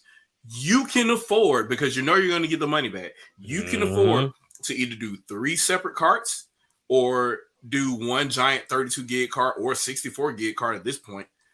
You can afford that. Yeah, because 64 gigs ain't that much. 64 gig carts don't cost that much. You can afford that cost. So go ahead, hold that L, eat it, and then go from there. You know you're going to sell at least if you don't sell 1 million, you'll sell 500,000, right? You get your money back right then. So why do you even care? You know what I mean? What kind of situation you got going on with regards to that? Why do you want to continually try to push out 8 gig carts because you want the max amount of profit? Like, bro, yeah, I'm about to say max profits. Max profits. Like, that's just gross. Why do that to people? Hey. Well, I mean, number one, Konami's supposed to be making pachinko machines. I don't even know why y'all still up here worried about them making games. They're supposed to be making pachinko machines. Leave them alone. Stop bullying them, Shadow. To me, it more screams more about like we have to give Nintendo the bare minimum because again, that contract with Sony. I don't know what these people are smoking, but it's just like bare minimum.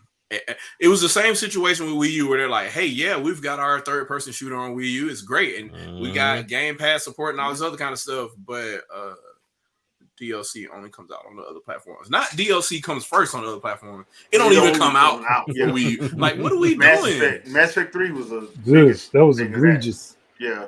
But then again, that's also EA. Yeah, that was EA being EA. Yeah, that was EA being EA. Because EA could have did it, and we all know why they didn't. But at least it ain't the cloud version. Square Enix Kingdom Hearts.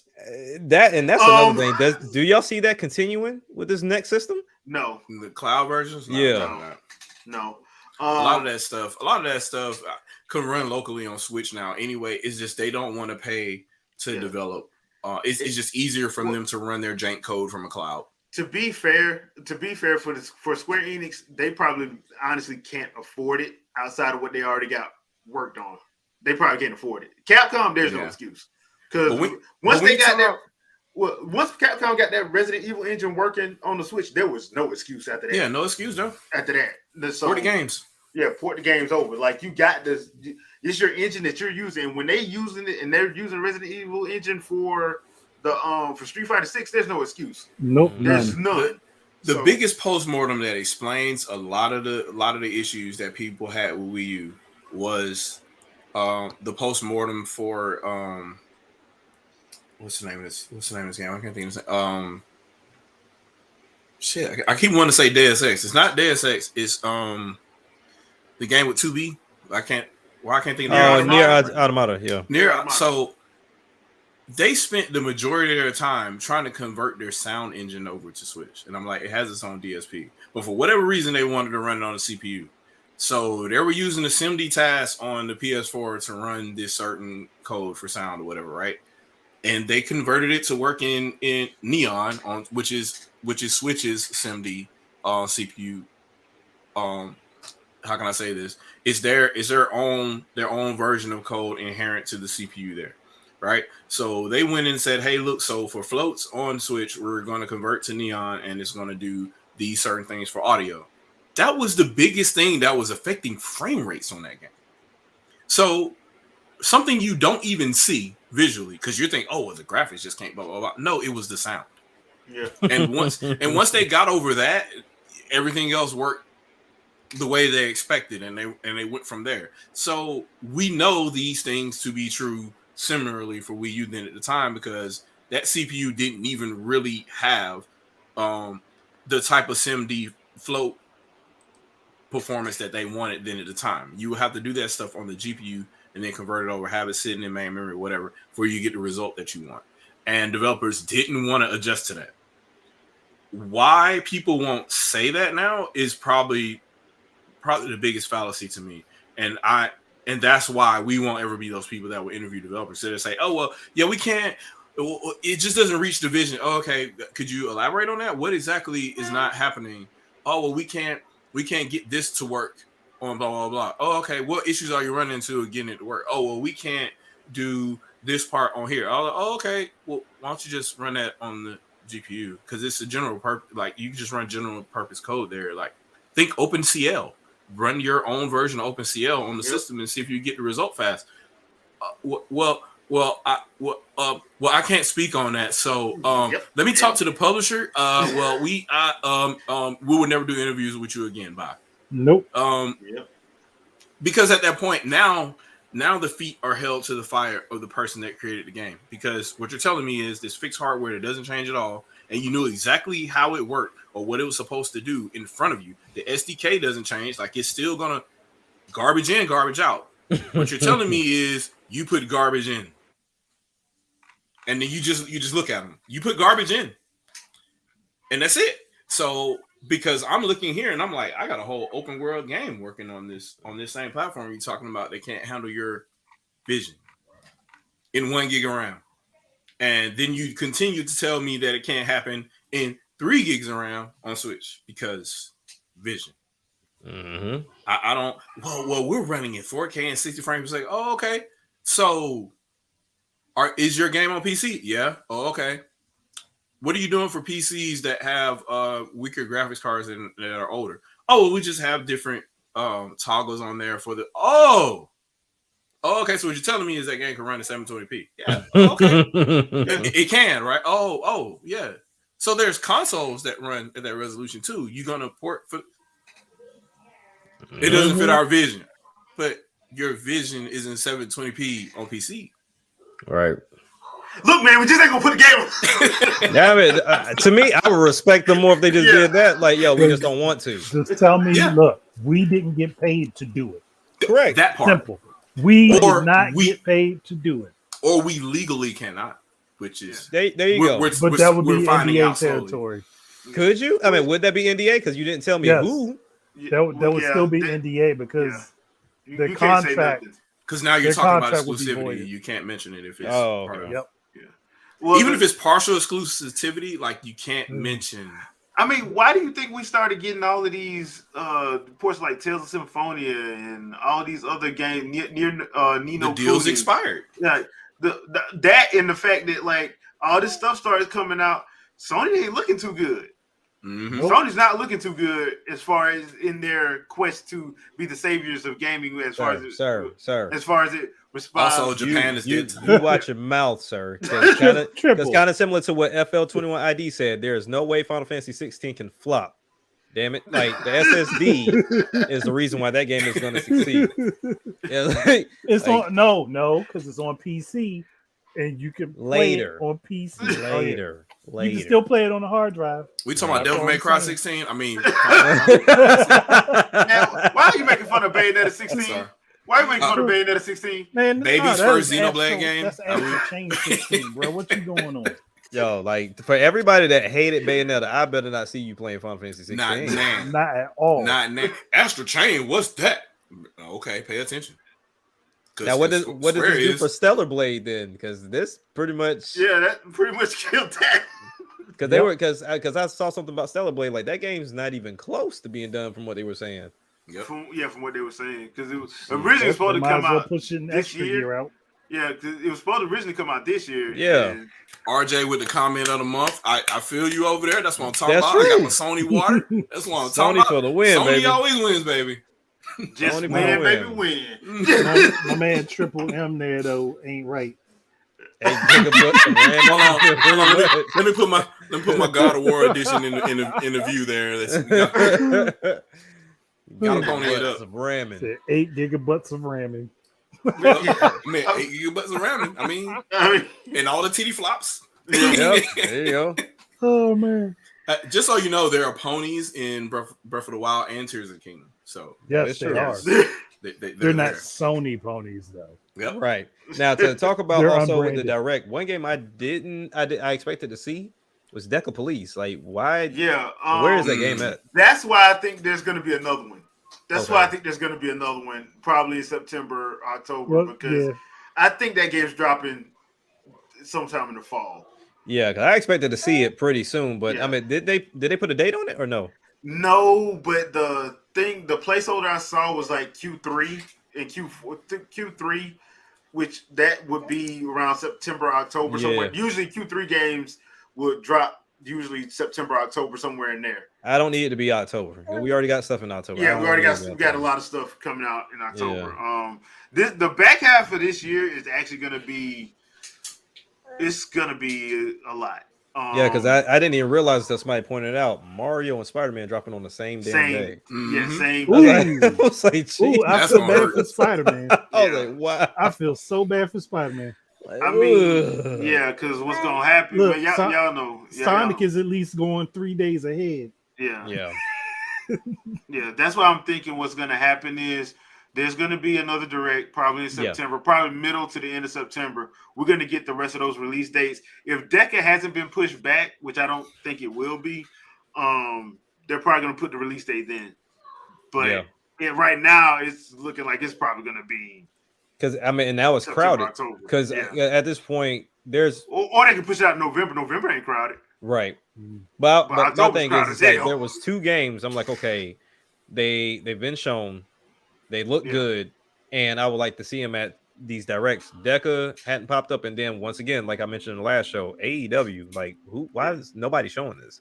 Yep. I don't know, but they did do a developer, content creator event. Yeah, I saw that. Yeah, and so when they did that, that's when they started putting out like the clips of the stuff that like some of the mini games they started doing, like the barbed wire death match. I think that's another lawyer thing. Yeah, I think that's a WWE lawyer. It's got to be a WWE thing. Yeah, because I was like, do you mean to tell me not one Sony, Microsoft, or Nintendo showed this game off? But they letting content creators do it. Yeah, I mean, and then also too, I mean, before they did that event, I had already seen the whole game anyway because this guy in France got it earlier, and he did like an hour stream showing the whole damn game in the roster. But still, it was just weird to me for a game to get ready to come up, but then that kind of goes hand in hand with what has been going around too of WWE pretty much like shutting down these arenas or these venues for AEW, saying like, okay, y'all can't come here or y'all can't do this in a certain time frame. And then they go somewhere else and then still out anyway. So like, bro, just stop. While we're talking about this, I'll go ahead and bring up the elephant in the room. Like, how scared are these people about this Switch successor? Because like right after that direct, all of a sudden Microsoft lets know, hey, we think that the PS6 and the next Xbox is going to come out in 2028. That was the most random. Fuck possessed you to do that? It's just random. Well, no, are you shook? Well, right, dude, from a business perspective, hell yeah, they shook. Yeah, hell yeah, they shook. Like, dude, well, we already talked about. We know how Nadella is over at Microsoft. We already know how he is. Sony right now, really, if Sony didn't have that deal with Marvel for Spider-Man, they'd be in way worse shape. Here's the thing. They're massaging the Overton window because what they have to say is the generation starts with us. Because now we're in a situation again where guess what? Nintendo's starting another generation again. Yeah. They started with Wii U. They started with Switch. They tried to say that didn't happen. And now Switch is going to be competing with the PS5 and the Series X longer than it competed with PS4 and Xbox One. Yeah. Yep. So you can't say it was officially part of that generation. And now its successor is coming out. It's officially starting the 10th generation. To be completely fair, I think if Microsoft wants to do better, they need to stop worrying about power. They need to stop saying they the most powerful, and they need to. You have the Rareware catalog. You can't do it. Use it. You can't do it. You in too deep. I've already done that discussion. They just need to listen. Stop trying to make the super big games. Stop trying to. I think they in too deep, man. I think they in too deep. Well, the beautiful thing about this is they're never in too deep because they have Game Pass. They're not in too deep. All they got to do is just okay. All right, this is what we're gonna do. All these people we done bought, I don't care what you're working on no more. Everwild, that y'all don't even know what it is. Work on Jet Force Gemini. Y'all don't even know what it is. Work on Jet Force Gemini. All they have to do, if they, like I said in the discussion I did, and be real slick about it, go back and take the Xbox Live Arcade, rebrand it into just Xbox Arcade, and do smaller games. Smaller games to fill in those gaps between the big ones. You don't have small first-party games. Start doing it. Battletoads was a horrible mess, but you still need smaller games. The fact that it was there was enough. 300 hours. Everything ain't got to be 300 hours and fully online. You got lightning in the bottle. Killer Instinct was lightning in the bottle. That was supposed to be an Xbox Live Arcade game, and it worked out great. They can literally redo that same process again with Killer Instinct, but this time cross over the other IPs. You got Perfect Dark, you got fucking Cameo, you got Halo. Why is Master Chief not in fucking Killer Instinct? Because of Dead or Alive.Maybe that was an agreement. That's the only thing. Okay, but I'm pretty sure that agreement is over with by now. Yeah, one would hope. That was back in. That was 2000. That was 360. That was 360. By now, that would have been a hell of a deal if it's still going. And then that wasn't even Master Chief. Yeah, couldn't find out. But that was Team Ninja and Microsoft working together then at that point, because there was crossplay there, because all the Ninja Gaiden games ended up being exclusive for Xbox first. They were doing stuff like have Xboxes inside of the as collectibles and stuff like that. So it was just one of those things where they were clearly working together. I'm just like, that deal should be over, I'm imagining, because you got Ninja Gaiden collections coming out on Switch and other platforms now. So I'm imagining that's over. So now what they want to do is put Master Chief in another game. Yeah, you're right. They should. I'm just like this. Master Chief should have been on in Smash. Yeah, instead of Orbiter. Yeah. They could literally treat Killer Instinct as the quote unquote adult Smash. Yeah. Yeah. Put Master Chief in there, throw Zit's Rash and Pimple in there, throw the Dark Queen in there with her original look. Oh no, you can't do that. That's sexualizing. You're sexualizing women. You're sexualizing women, sir. You can kiss my ass. So we don't. I'm sorry. We are male feminists. I'm sorry. I want the intelligent version of that character, and that's the design that version had. I don't want the dumbass version of her. I want the smart version, the powerful version, the one that can mow down an army with the swing of a finger. But sir, you're still sexualizing her. There you go. So Charles put a comment out, and I want to know. I'm gonna ask a question now, because does Sunset Overdrive count as a AA game, or is that still a AAA game? I would say it's a AA. I would call it a AA. Yeah, I'd say it's AA. Okay, so that was the AA game. That was the AA. Yeah, like to the point that they did a bundle, like they did a console bundle, and I think that game needed way more attention. Man. That was a really good game. Hey, put it on the Switch. It'll do way better. They should. There's Xbox Live games on the Switch. Like, just continue to push them out there. Put whatever you got to do. Flip them in. Look, if I'm Microsoft, I'm trying to make money any way I can get it. And Andre, like you had said a couple months ago, why ain't Perfect Dark on the damn Switch? Yep. On NSO. Why not? Should be. I mean, they'll make money off of it. GoldenEye is put damn Perfect Dark on there. Put Jet Force Gemini on there. And Triple M, this game. That was a dope ass idea. They should have been Master Chief for the Xbox. This game. They should have. This game. You know, the screwy thing is, if they did a Star Leak again, and then they did guest characters for each platform, it would work. Because Master Chief for Xbox. You Yep. have Star Fox or Who the hell Sony got? Samus. Who Sony got? I was They about could to use say. what's the Astrobot? They could do Ratchet. They could do Actually, Ratchet. yeah, they could do Oh, Ratchet. okay. Hell, they could do Jack. Yeah. Then that means they would have to bring him back, and they're not going to. Yeah. They're mature. Sony's like they're dead to us. They are a mature gaming company. Yep. They don't mess with the Maturely riffraff losing money. for the families. Pinky up, brother. Pinky up. Yep. Pinky up. up. Yeah, With some teeth. pinkies. You're talking about GoldenEye. That's more MGM than it is Nintendo. Yeah, that's Yeah. Nintendo just has the code rights to the N64 game, which means you can't get the engine. Lord help you. And Rare has the development rights for the GoldenEye. Bro, I tell you, business is a messy damn thing. Once again, that's why like when people were complaining about all these games, I'm like, dude, just because you like an obscure NES title does not mean they know where the licenses is for all this stuff. They don't know where half the stuff is. I think J2 brought up an interesting point, but I thought that Microsoft owned Sunset Overdrive. I understand Insomniac developed Do they? it. Yeah, No, I thought Didn't Insomniac Microsoft own it? I thought Insomniac owned it. I don't know because I don't know.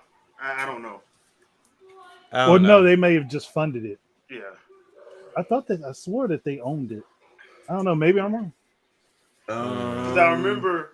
Because we all remember that first trailer when they pretty much went right at Call of Duty. They went Funny. right at them, and I was like, "That's a mistake." And It was funny though. yeah, it was funny. It was a hilarious trailer. But I'm like, this ain't gonna go over well with the Call of Duty fan. with the base that you're on of the system you're on. So you might not want to do that. Yo, be more. You ain't right for that. I'm gonna need you to give them a little bit more than 10, sir. Per Wikipedia, Microsoft is still the publisher. So Insomniac didn't publish this game. But it was Insomniac and Blind Squirrel that published that game. That's on a both hell of a PC name. and Blind Xbox. Squirrel. Yeah. So that was their Insomniac engine. I just don't know what the details are on that as far as who owns, because if Insomniac owns the engine, then they could kind of still hold the game hostage with or without Microsoft's authority.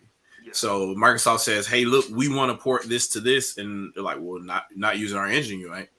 And then it's a whole thing because at that point Insomniac's asking for money. Yeah, I mean, if they're not going to put it on the Switch, why won't Sony just say, "Okay, well, we'll just port it to our platform"? Because nobody would play it. Yeah. Oh, you said Sony owns the IP now? Oh, Jesus, that's strange. Nobody would play it because even if Sony they went owns Sunset Overdrive, because they could run that back with a 2 and then then make some adjustments here and there. Yeah, because they own Insomniac now. But it's Exodia, yes, I do want the smoke. I want all of it. Because these motherfuckers in this industry be listening to me and then doing what I say should be done, but they ain't paying me shit. So I want the smoke. But yeah, Conquer as well. Like that's what I'm saying. Like if I am Phil Spencer and I am looking at what I actually have, I'm not trying to buy. I don't need to buy nobody. I done bought enough damn. We done bought enough. Yeah, you done bought enough. We've acquired enough. Now y'all finna start working on these rare games. Like I said, every while y'all don't know what that is. We should have never did that video. Y'all working on Jet Force Gemini. Perfect Dark is getting priority. Perfect Dark is getting priority at this point. I am worried about Perfect Dark because I have a feeling they're trying to make it this large game where it does not have to be. Mm-hmm. It shouldn't be that. It should be follow the charm it originally had. You can have your online because we know Microsoft is about that online life, but this don't need to be this ain't Halo. This don't need to be that. Hey, unfortunately, that's the route. Everybody swinging with haymakers, bro. Yeah, like you ain't got to swing with no haymakers. The fact that like I was surprised we even saw a Hi-Fi Rush. Like Hi-Fi Rush came out of nowhere and then it dropped. Like that was a good game. But yeah, I mean, when you talk about Conquer as well, do you even think they could pull the Conquer off? No, I don't think so. You would Not have with the current rare. No. You would have to have a team. Because Nintendo let them do what they wanted to do. Right. And they trusted them and let them did it. And it worked. You would if you think about it, Conquer is just a collection of mini games. Yeah. And they're just spoofing popular media. Yeah. It's a parody game, basically. Literally, Conquer is Deadpool. Yeah. That's all you got to think about. Conquer is Deadpool. and so you can do it, but you have to be able to make it. You have to be able to make it funny. You have to not hand tie them. Right. You can't say like, okay, now we got to dump it back because Xbox even did it when they did the Reloaded, which was kind of weird. Which was stupid. I don't know why they did that. But I've noticed that for a kiddie company, Nintendo don't really stifle people when they want to do something. Like they didn't stifle No More Heroes at all. No, they didn't stifle Bayonetta at all. Yeah, BMX one is crazy. They never did. But Sony and Microsoft, they tend to censor stuff a lot. And I don't understand why. I really don't, because I mean, even with Nintendo, people say kiddie, but they're just family friendly. Yeah, but ultimately, they have. I will put it like this: out of everybody, I don't think anybody that's in the game community would say I'm lying. Nintendo actually has the more variety as far as games are concerned than anybody else. Honestly, I think because of that right there, that's the only time Nintendo Japan actually listens to Nintendo of America. Because when you got situations with porting certain games, certain stuff is acceptable in Japan that isn't acceptable here. Right. Like exactly. You got a minor in a Xenoblade Chronicles X game, she can't be wearing a bikini. Right. In North America. Like, nah, that's not, we don't play that over here. So you have to tone down over here. But that's the only thing you tone down. The rest of them girls will have naked in that game. So but as long as you're an adult, like that's okay. But in Xenoblade Chronicles 2, people had a issue with it. Yeah, I'm like, bro, like, what are you? But then in Xenoblade Chronicles 3, y'all love. I'm confused. So baby Pura is not dressed like a stripper. Adult Pura is. People still salty that Rex got 3 women in Xenoblade Chronicles. So I mean, hey man, Giga Chad Rex on that man, all the W's. All the W's. All right, so. We're gonna call it a night because we're about to hit 2 hours, and I did not. Shit! Nah, this is ShadowCast. Nah, man, don't make me act up in front of the company. All right, so thank you everybody in the chat. Thank you Shadow for doing the dual coach, however they call it. Well, I already got. I was about to say Andre got his up too. Yeah. Oh, you got yours up too. Okay, cool. Awesome. Try stream. Let's go. Stream. So yeah. 3-way. Yeah, thanks for the. I didn't say it like that. I was waiting for it. He was waiting for the opportunity to say that. I was waiting. So yeah, thank you for everybody in the chat. We really do appreciate it. Don't forget to like, share, subscribe, all the other good stuff. Andre, anything you want to pimp out? Well, obviously my Sean for Street Fighter 6 campaign that I am pushing heavy. we 3.5 weeks in. We gonna keep going strong until Capcom fucking realize what they supposed to do. You'll get it with Street Fighter 6 Ultimate. Hey, look, as long as it's in the number 6, I'm fine. I know Capcom does multiple editions. Yep. If they try to go to 7, I'm stabbing somebody. Just play it. Don't take that part. Sean will be in the next Smash Bros. Before he be in Street Fighter. At that point, they be like, "Nah, you gonna nah, we ain't put him in no more." All right, Jack, what you got? Nothing really, man. Like honestly, just been chilling, especially with work and everything. But check out the album because the album is fine. Oh yeah. That is a thing, isn't it? But but yeah. So, bro, like I do so much music, I don't even like. I drop it and then I keep moving, and like I said, TJ will tell you the same thing. Like you drop it and you just keep pushing. So, but yeah, I mean, hopefully I'll have something else too, music wise. It just depends on schedules. Like my brother and my dad are supposed to be here in July, so supposed to rent out an Airbnb and just have a whole weekend. There's a whole session going. So trying to get Vito involved. He sounded like he want to get back on it, and so I'm gonna see if Vito want to get back on something. But yeah, man, that's about it as far as gaming is concerned. I don't know. Are we planning to do anything with AEW? I'll talk to you afterwards. Yeah, all right, we gotta figure out. Yeah, did we nail down a platform yet, or Switch? I got mine on Switch. I'm getting on Switch. Yeah. So okay. I'm getting mine on Switch. Arcade game. I gotta have it on Switch. Yeah. But yeah, that's pretty much it. Subscribe. Make sure send it out to the masses. Let them know we here, and appreciate everybody that shows up here. Yeah, damn near every week, man. Appreciate y'all. We really do appreciate it. Shadow. Man, nothing. My channel is officially alive now thanks to this triple threat stream we got going on here. I don't. Don't. We'll stop with the innuendo. I guess. No, you know what this is, sir. Combo breaker. It's a whole nother thing. We might need a collab actually. We can get do a couple tracks together, but oh yeah, for sure. Yeah. Nah, not much. I planned a couple of uploads and stuff, but I'm in the middle of a project right now that I'm looking at right now. I want to get my my streams together as far as like playing older games and stuff like that. So I'm trying to update where my old consoles are. They're kind of sitting on an old console. Like they used to have a little open space where you put your hi-fi stuff on, like your stereo equipment and all that. It used to sit open. That thing is trash and it was horrible. So I have a cabinet that I'm going to be replacing and putting all my consoles in for there. And then light it up and all that kind of stuff, make it look cute. Do a little video for my gaming space and all that so you guys can see how all that looks or whatever. Do one of those little videos. And then I'll start uploading more content, hopefully with all the old school consoles, N64, TurboGrafx 16, my Atari 2600, which has been going for a very long time. I'm going to try to upload some footage of that because I love Crystal Castles. I don't care what any of y'all say.